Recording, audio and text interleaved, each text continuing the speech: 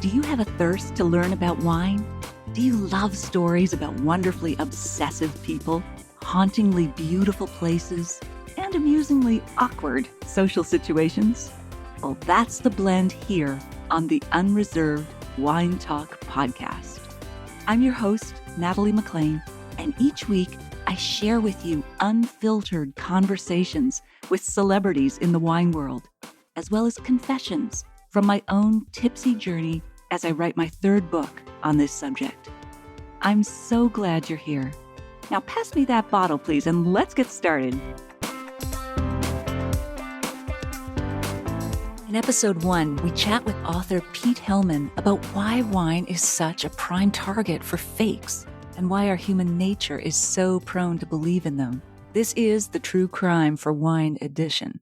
Just a quick note that there's a bit of an echo at the beginning from Pete that settles down, and occasionally you hear a little notification from his phone, but it's not disruptive. There's a reason I chose this as the first episode. Pete is a mesmerizing storyteller. Enjoy.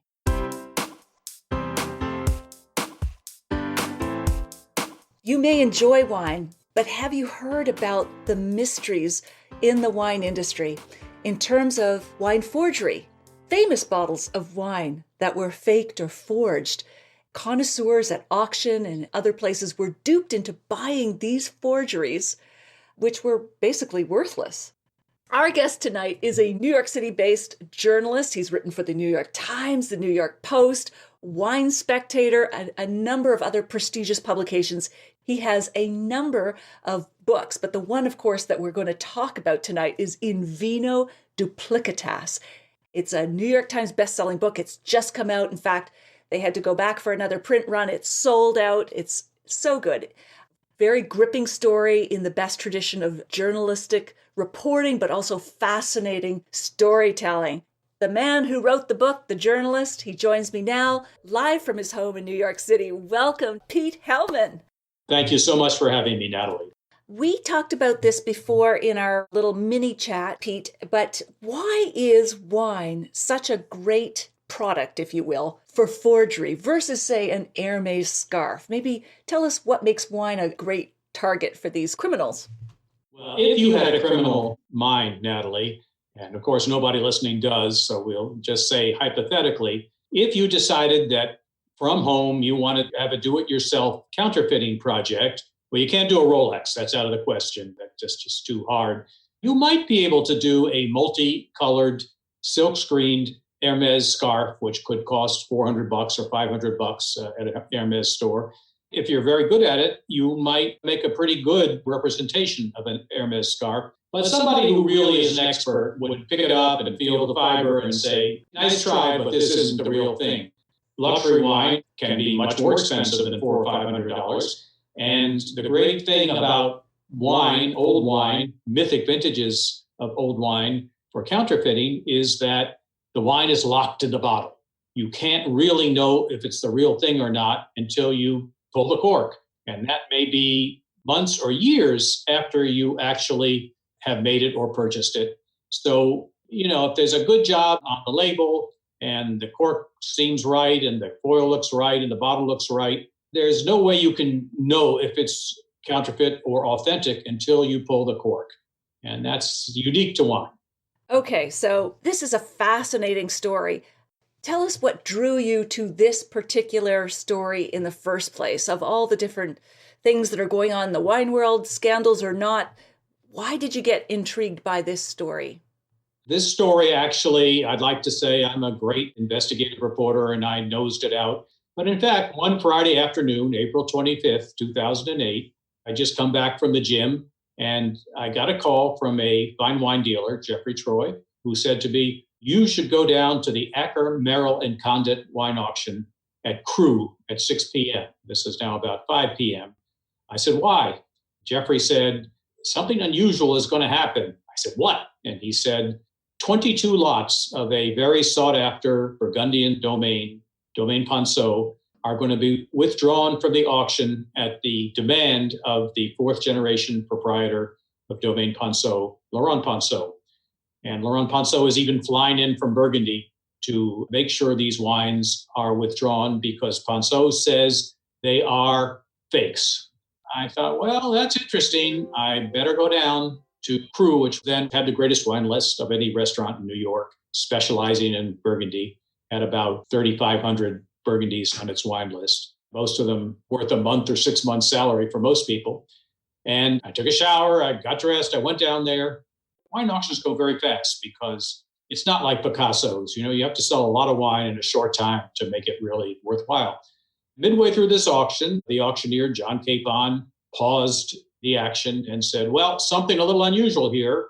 At the request of the Domaine Ponceau, and with the consent of the consignor, one Rudy Kurniawan, he didn't mention that name, I am withdrawing the next 22 lots of Domaine Ponceau wines. At which point there was an uproar in the audience because many people had come from as far as California to bid on these wines. A lot of curse words were said. And I have to tell you, at Acker auctions, great bottles are passed around liberally. The auctioneer had learned that the more people drank, the more likely they were to hold their paddle up and bid more than they had expected to before they drank too much wine. So it was a good deal to have people drinking. Anyway, why had these lots of Domaine Ponceau wines been withdrawn? Well, to be exact, there were 7 lots of one of the 32 Grand Crus of Burgundy, Clos Saint-Denis, and they were listed in vintages 1945 through 1971. These were mythic vintages, great vintages in Burgundy. And a few people who collected Ponceau wines noticed this, and they were puzzled. One of them, by the way, was Michael Rockefeller of the Rockefeller family, and you kind of had to be a Rockefeller to pay for these wines. These collectors said, we're always on the lookout for Domaine Ponceau wines, especially Clos Saint-Denis, and we've never seen any from the vintages listed, 1945 through 1971. And so they called Laurent Ponceau at his winery in this little sleepy town of Saint-Denis. And Ponceau later told me, wow, when I heard that, I was glad I was sitting down because otherwise I would have just fallen down. And the reason for that was Laurent Ponceau knew that his father had never gained access to Clos Saint-Denis until 1982. So open and shut case, there could not be 1945 through 1971 Domaine Ponceau Clos Saint-Denis. That gripped you. That was big news at the auction, but why did you say, wow, this is a story I need to pursue? There's something going on here that's much bigger than this auction pulling off the latest bottles. Yes, and the first thing was, this was a period of rapidly rising wine prices. Wine prices had been rising pretty much since around 2002. This was a time when there was a lot of loose money around on Wall Street. And young guys who made a couple of million said to themselves, wow, I bought the new Maserati. I bought the new condo on the beach. I bought the new Rolex. So what else am I going to buy? And their thoughts often turned to aged wine. And so as a result, there were a lot of questions about which wines were counterfeit. It was known there were counterfeits out there, but nobody could be sure. They would look at the bottle and they would say, well, I don't know, the label doesn't look quite right, and da-da-da-da, but it was never sure. Here was a case with the Clos Saint-Denis, open and shut, could not exist. Domaine Ponceau had no access to these wines until 1982. So I was at this auction, as I say, and in answer to your question, I asked the wine director, Robert Bohr, after the auction. I knew it was Rudy Kurniawan was the consignor of these wines, the ones who owned them and offered them. I said, is Rudy here? And Bohr pointed to a little guy over the corner who was kind of quiet over there. Normally, Rudy Kurniawan liked to circulate, but he knew something bad had just happened with the withdrawal of those wines. And normally, as a journalist, I don't try and be undercover. I identify myself. This time, though, I decided I'm not going to identify myself. I'm going to let him think I'm a collector. And I walked over to him and I said, hey, Rudy. And he looked at me and I see he's trying to think, where have I met this guy? He had not met me. I said, Rudy, what happened with those 22 lots of Domaine Ponceau? And I saw he's thinking behind his black rimmed glasses, what am I going to say? What am I going to say? And finally he says, well, we try our best, but it's Burgundy and, pardon the expression, happens. So I went off to another corner and I wrote down those words in my catalog. They're still there. And that was the last thing Rudy ever really said in public or to any reporter about those withdrawn lots. So I write for Wine Spectator. I gave a call to my editor there. I said, hey, Mitch, something interesting happened last night at this auction at Crew. These 22 lots of Domaine Ponceau were withdrawn. And he said, yeah, go do a story about that. And that was a beginning, I had no idea at the time, of an 8-year saga in which many things happened. I could jump to the end and tell you that Rudy Kurniawan, who drank wine day and night, the greatest wines in the world, unfortunately, is behind bars now in a federal prison and is not able to drink. That's a great story. Where did it go from there? Well, I did write a story for Wine Spectator. I should say the wines were offered in the catalog, the 1945s to the 71, up to $60,000 per case. $60,000. It's a lot of money for most of us.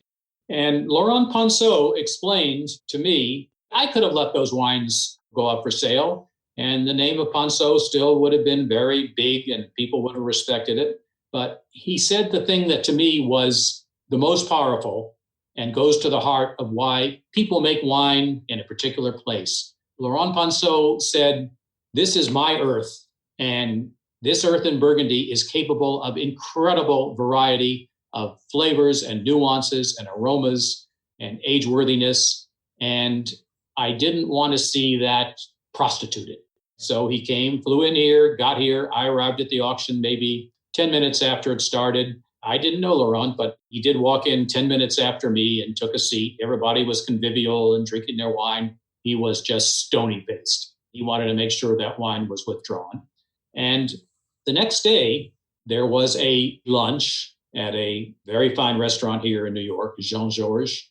There were 4 people at the table, maybe 5. Let me see. John Capon, the auctioneer who had to withdraw the wine. Laurent Ponceau, who had come in to stop the auction of that wine. A very fine Burgundy connoisseur named Doug Barzilay. And 4th person was Rudy Kurniawan.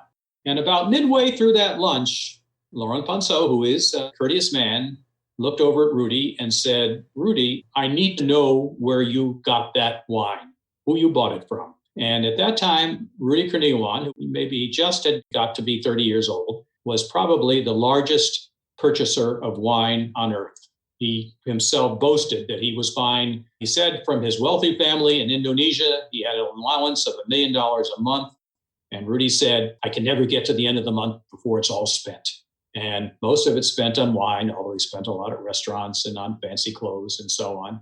So when Laurent Ponceau asked this question, Rudy, where did you get that wine? He assumed, like most people assumed, that Rudy was buying so much wine, some of it inevitably must be counterfeit because everyone knew there was counterfeit wine floating around. And Domaine Ponceau was a great label to counterfeit because it was so valuable.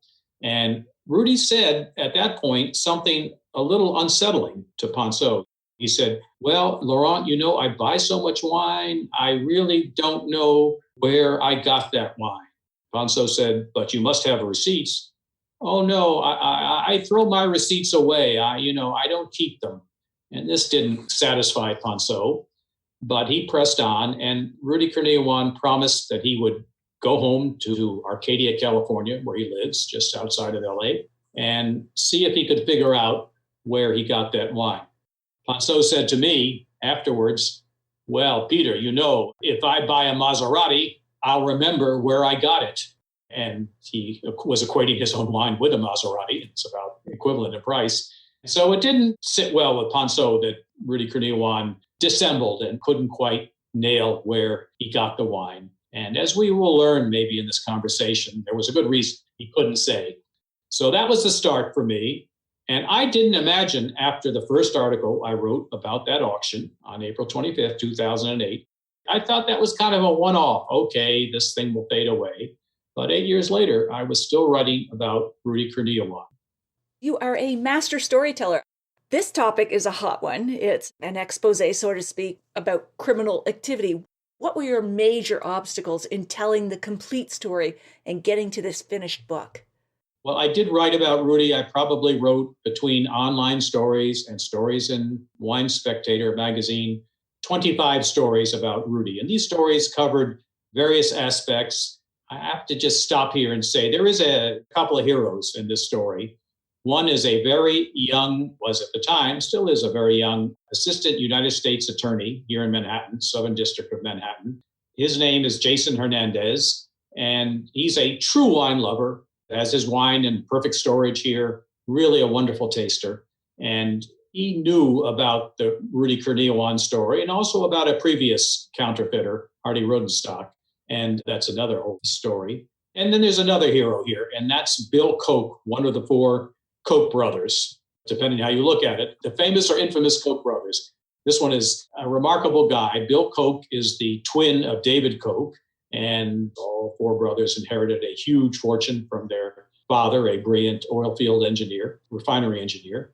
And Bill has been a huge collector of wine, and he discovered quite a few years back that his cellar was infiltrated with fakes, and a number of them could be traced back to Rudy Kurniawan via auctioneers. And Bill sent investigators, former FBI agents, former CIA agents, former national security agents, all over Asia to learn what he could about Rudy. Rudy was born in Indonesia. He is an ethnic Chinese of Indonesian nationality. He came here to go to school, to go to college, Cal State Northridge, did very well, got a degree in accounting, aced most of his courses. And maybe this is the moment just to say how this all started, and then we'll get back to the other. Rudy has told people that he knew nothing about wine until a birthday dinner for his father at Fisherman's Wharf in San Francisco, probably in 1999, possibly 2000.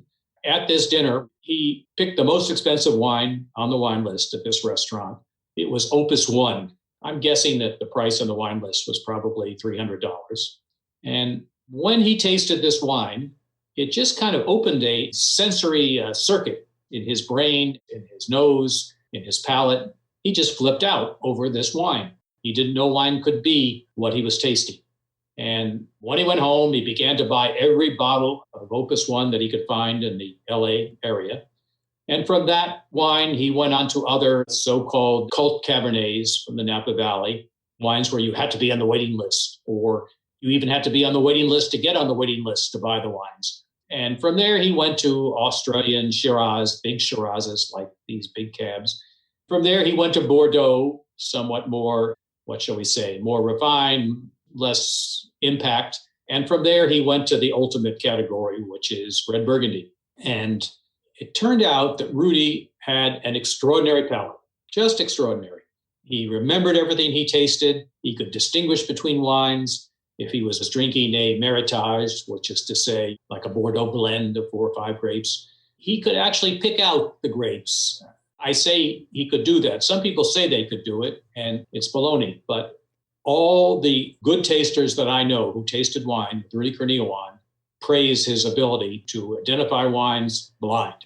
I have to tell you a little story here real quick. Rudy, for reasons we'll get to, did not invite people to his home, but he held tastings in expensive restaurants. And these were blind tastings. And each person who was there would have 12 bottles, 12 glasses put in front of them, no identification as to what the wine in the glasses was. And Rudy himself could always nail 10 out of 12, I was told. One of the collectors who tasted there became suspicious.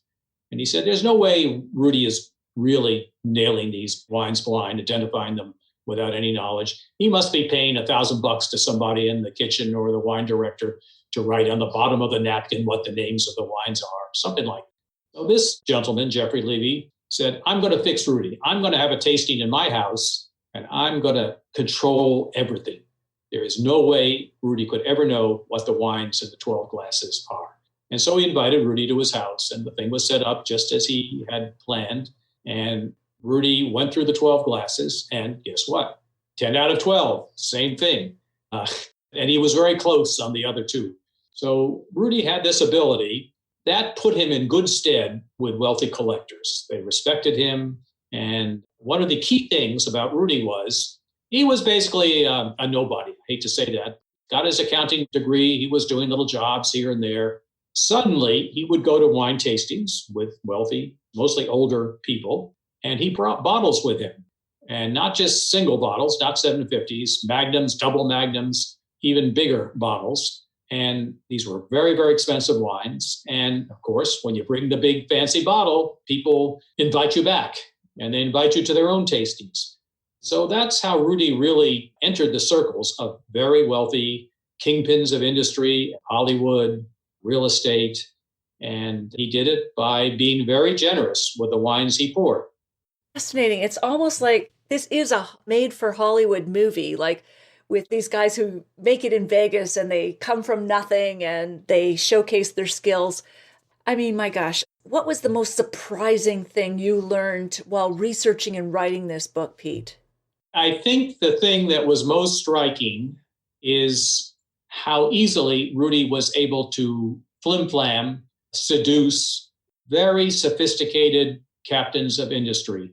I won't name him here on the air, although he's named in the book, the founder and chairman of Petco, the great pet food store chain. Rudy just wrapped this guy around his finger, sold him millions and millions of dollars worth of fake wine. And another one, I will say his name, David Doyle, a billionaire from the tech world. Here's an example of Rudy. Rudy offered David Doyle 7 bottles of probably the most sought after Burgundy of the last century, and that's Romani Conti, 1945. That was the last year that the so-called pre-phylloxera vines, that is, vines which were last vineyard in France probably, well, there probably were a few others, but this phylloxera mite attacked the roots of all French vines in the 1880s. And by the 1990s, all the vines in France were dead, were killed by this little mite, which was microscopic but could eat the roots of the vine. And the last vineyard that really survived by enormous effort and care and TLC of its owners was Romani Conti, the most famous vineyard in France, certainly in Burgundy. And in 1945, 806 bottles of Romani Conti were made. That was all. And then the vines were rooted up and the vineyard was replanted, and there was no more Romani Conti for about 7 years. What happened with those 806 bottles? Surely the best restaurants in France took all they could get. A few American suppliers probably got a few. How many were left by the turn of the century? Almost none, if at all. And Rudy, nevertheless, offered 7 bottles of 1945 Romani Conti to David Doyle. And David Doyle bought them. He paid, I think, $14,000 a bottle. And had he called to the domain, de la Romani Conti, and asked the co-proprietor, Aubert de Villaine, the most famous vintner in Burgundy, Mr. de Villaine, this young guy here wants to sell me 7 bottles of Romani Conti, 1945. What do you think about that? Aubert de Villaine would have said, as he has said to me, I wouldn't know where to get a single bottle on this earth of 1945 Romani Conti. So in answer to your question, I think Rudy was a con man like Bernard Madoff. And the thing about con men is they know how to push buttons in people. There was a book in 1960, came out in 1960, I think, by maybe an anthropologist named David Moore. It was called The Big Con. And he followed around master swindlers, con men, who would strike up conversations with strangers. And for long, they had the strangers' money. David Moore says the one thing that he learned from all these master con men was they're very proud. They do not take anyone's money. You thrust it into their hands. That's what Madoff did. You know, people begged him to take their money and invest it. And people basically begged Rudy for these mythic vintages that nobody else could supply. You want an 1867 Chateau Lafite or Latour? Rudy could get it for you. He had it. And he had a backstory as to where he could get these wines, which was plausible. But in the end, he was just a real con man. And he lied the way you and I hopefully tell the truth. Fantastic. So much to take apart here and talk about. So I did a review in the Globe and Mail, which is our largest national newspaper, of The Billionaire's Vinegar. And my impression of the book was it was a fantastic story like yours, Pete. And it came down to human nature, wanting to believe what you wanted to believe. You had invested hundreds or thousands of dollars in these bottles. So you were on the side of the con man. No way did you want to say you were a fool in the end and just had been duped. So they just kept going with it. Pete, what do you think about that documentary on Netflix called Sour Grapes that introduces us, so to speak, to Rudy? I met the two filmmakers. One is from England and one is from right here in New York, who met at Rudy's trial, and that's another story. And I foresaw Sour Grapes.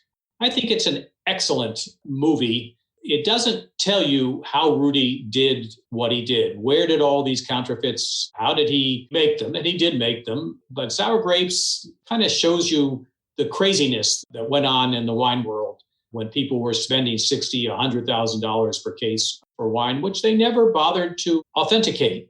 And Sour Grapes gets that. Also, Rudy was elusive. He didn't really agree to interviews, but there was one filmmaker who met Rudy and did 7 hours of filming with Rudy. And that film was bought by Coke, and Coke allowed the filmmakers to use it, Bill Coke. And that's really important because there's no other film viewing of Rudy possible except in Sour Grapes. It's a terrific film, and it kind of alternates between peaceful, sleepy Burgundy, Maurice Saint-Denis. I've been to Maurice Saint-Denis, if a cat meows, that's the loudest noise you'll hear all day. And in fact, old labels of Ponceau wines, at the bottom it says Domaine Ponceau, Maurice Saint-Denis, but then it has Près de Gevrey-Chambertin. They didn't have a post office. So if you wanted to mail a letter to Ponceau, you had to mail it care of post office in the adjoining commune. So that's a terrific film. I really think you'll get a big kick out of that. It will not tell you really what Rudy did, but you'll get a real sense of the times and of Rudy's charm. Totally terrific. That sounds like a companion. We need to watch Sour Grapes and then read your book, Pete. I just want to say this also. Where do you get authentic wines from the 19th century? And Rudy did offer some of those. Michael Broadbent went up to old country houses and castles in northern England and Scotland, where the owners just forgot they had these wines in the cellar for 75 years or even longer. And those were ideal conditions in which wine could age. They probably cellar temperature never went above 55 degrees, just like it should be. And so Michael Broadbent began to offer wines from these country houses and these castles, and they were the real thing. Some of them, like in 1865, 1869 Lafite, he would say, well, tastes like a young wine, not quite ready yet. And this was 100 years later. There were real wines at one time, but it's pretty hard to find them today. Maybe impossible. But still, Pete, what is in your glass tonight? You suggested I get a Burgundy of some sort, a Pinot Noir. I've got Favely from Mercury. I'm a big fan of Old World Burgundian, Pinot Noirs. I know that's probably a cliche by now, but what is in your glass? Okay, in this glass, I confess, some people would call it second string Burgundy, but it isn't to me. This is a wine from the Beaujolais region, from the commune of Saint-Amour, the northernmost of the villages of Beaujolais. It's called Chateau Bonnet, and it's the wonderful 2015 vintage. And the reason I chose this, it's a very soft wine. And if I'm going to talk to you without food, only wine in my glass, I want a wine with gentle tannins. And this wine has lovely gentle tannins, very aromatic gamay nose. So this is my kind of wine to drink when I don't have any food around. So tell us, you have a joke bottle that someone gave you. I need to see that on camera. I was hoping you'd ask about that. So I have a brother-in-law who likes practical jokes. And a few months ago, he came here for dinner and presented me with a bottle. Rudy liked to counterfeit maybe the second greatest Burgundy after Romanée-Conti, La Tâche, another DRC wine. And some people think it's as good or even better than Romanée-Conti. So I don't have any bottles of La Tâche, can't afford any bottles of La Tâche, but thanks to my brother-in-law, I have La Trache. This bottle has a picture of Rudy Kurniawan in the middle, and it says Appellation La Trache, Control A, année 1943. That's my birth year. And at the bottom, this gave me a big kick. It says in script, mise en bouteille au salle de bain.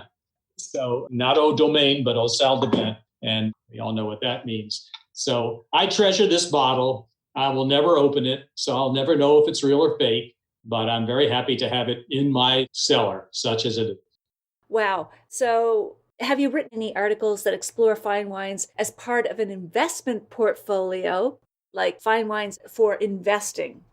I must say, first of all, I'm a journalist, not a fancy Wall Street guy. And so my ability to collect investment bottles is limited by my professional recompense, shall I say. But wine is an excellent investment vehicle in that if you buy good vintages of the best wines, prices will go up and down. But over time, wine is really the one commodity that you could eat or drink, which just goes on and even gets better. So I think you can do that if you're settled in for the long haul. And you must have good storage. That goes without saying. And that can be expensive. And you have to insure your wines and so on. So, nothing is easy. I myself buy wines to drink within a window of a couple of years. And some, like the Beaujolais that I'm drinking now, even that could use an extra year before it's fully rounded out. I'm not into investing in wine. I think most people are like me, want to enjoy their wine. If you buy old wines which need years to mature, then you've got to put them down and cellar them. But I'm too impatient for that. I just want wines that I can drink pretty soon. The average time of consumption of wine these days is 17 minutes, the time you need to drive home from the liquor store after you've bought it. Pete, as we wrap up, I cannot believe I did not get to a quarter of the questions I had for you, which is always the best discussion because you just take it away with all the storytelling. So, Pete, your book, In Vino Duplicitas, is available on all the online sellers. Also, where can we find you online? I do have a website, thanks to my digital marketing expert daughter, Kate. She has created a website for me. It's peterhellman.com. And it has quite a bit of information about the book, about other books and journalism I've done. peterhellman.com. Pete, thank you so much. This has been an amazing conversation. We need to have part 2 because I have 56 more questions for you. Hope I have 56 more answers. Great storytelling. So goodbye for now, Pete. Take care. Thank you so much for having me, Natalie. All right.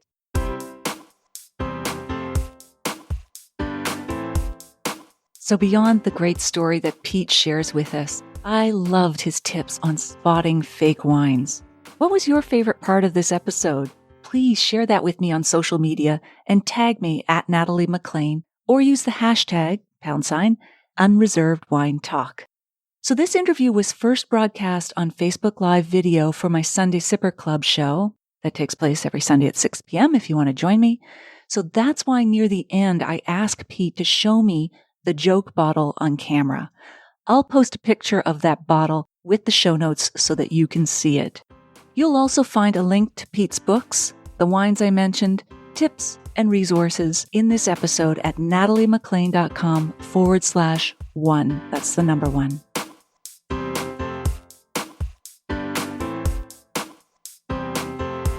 You don't want to miss one juicy episode of this podcast, especially the secret, full-bodied bonus episodes that I don't announce on social media.